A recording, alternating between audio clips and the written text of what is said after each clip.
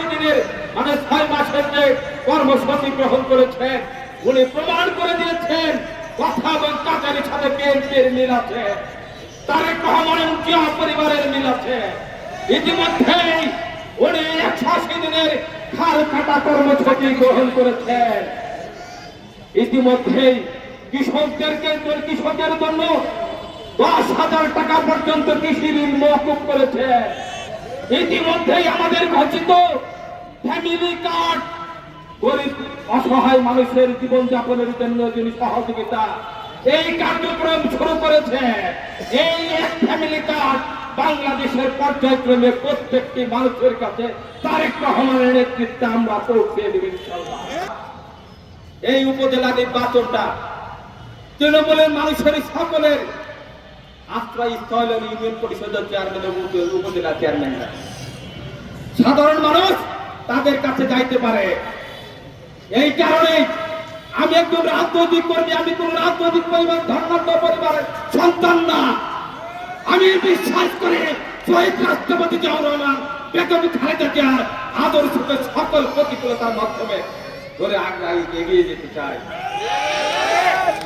আমি আমার ছাত্র জীবনে কখনো স্কুল লাইফে কখনো সেকেন্ড হই নাই, কিন্তু আমার নেশা ছিল, ধ্যান ছিল, জ্ঞান ছিল রাজনৈতিক নেতৃত্ব দেওয়া। এটা আমার নেশা। প্রেমটা ছিল শহীদ রাষ্ট্রপতি জিয়াউর রহমানের বাংলাদেশী জাতীয়তাবাদী আদর্শের। এই কারণে কোন লোক লালসাকে কখনো তোয়াক্কা না করে বেগম খালেদা জিয়া, তারেক রহমান, শহীদ রাষ্ট্রপতি জিয়াউর রহমানের দলটাকে আঁকড়ে ধরেছিলাম।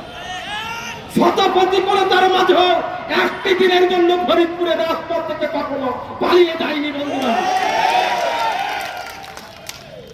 আমি 6বার জেল খেটেছি, 2 বছরে সাজা প্রাপ্ত হয়েছে।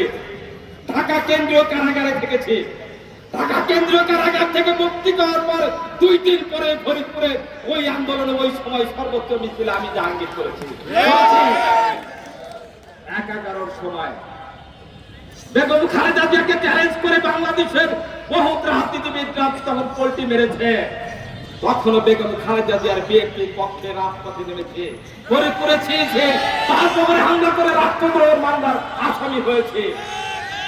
কিছু পাই আর না পাই, এই দলটাই আমার জন্ম হয়েছে, এই দলের মাধ্যমে আমি আমার মৃত্যুটা হবে।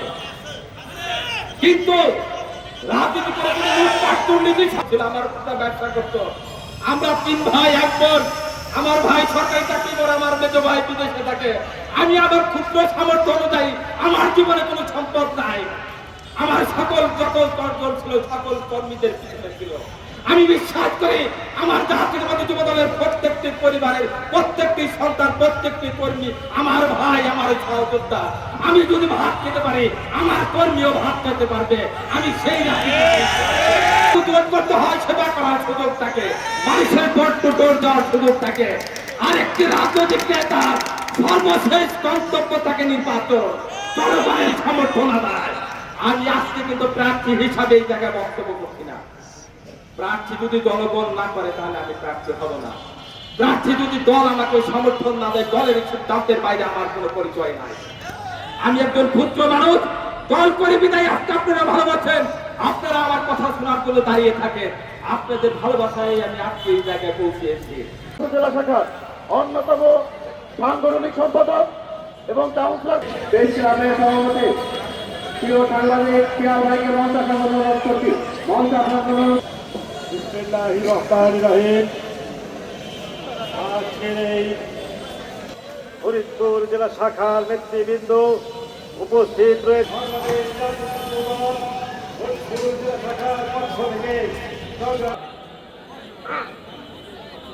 আপনারা জানেন